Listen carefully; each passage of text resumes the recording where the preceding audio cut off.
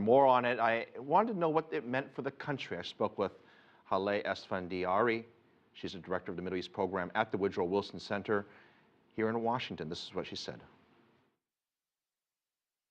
That while Iran expected that more sanctions would be lifted, it was made clear to them that at the initial stage, that step one, there would be a limited amount of sanctions lifted, and this meant that Iran would have access to some of its own money, which was kept in foreign banks, and also that Iran would be able to export some of its petrochemicals and buy some gold, and then $400 million of the amount that was going to be put at the disposal of Iran, which I think varies still. I think the figure varies between $5 and $7 billion, is set aside for students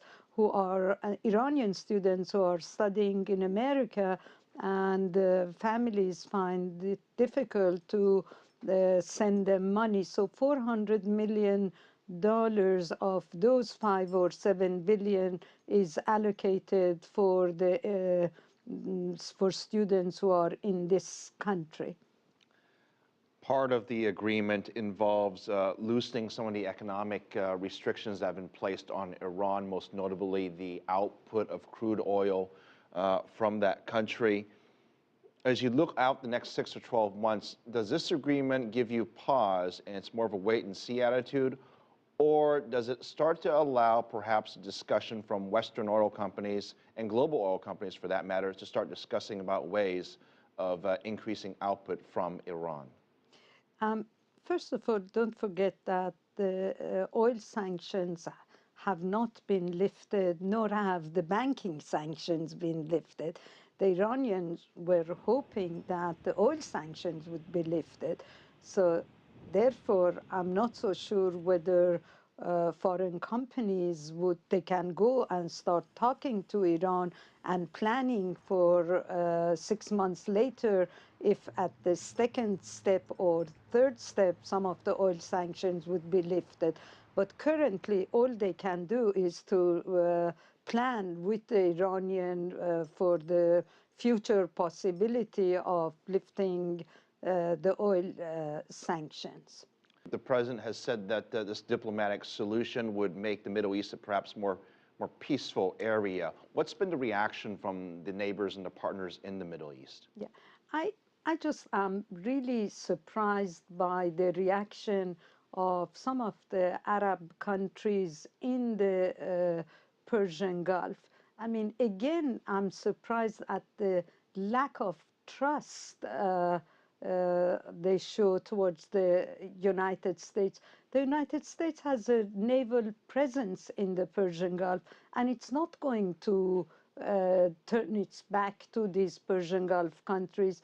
It has very close relations with Saudi Arabia, and they should know that, first of all, that a nuclear deal with Iran does not mean that there is going to be a political rapprochement between the United States and the Iranians. The supreme leader of Iran has time and time again repeated that he is not interested in any kind of political exchange with the United States. They are now focusing on the nuclear deal in order to get maybe to be able to succeed in lifting some of the sanctions that are backbreaking for the Iranian economy. So that's one thing. Secondly, I think the countries of the Persian Gulf should remember that time has changed. I mean, Iran might have hegemonic aspiration, but it will not succeed because it's surrounded by countries that are much stronger than what they were 35 or 37 years ago under the previous regime in Iran. That was Haleh Esfandiari, director of the Middle East Institute at Woodrow Wilson Center.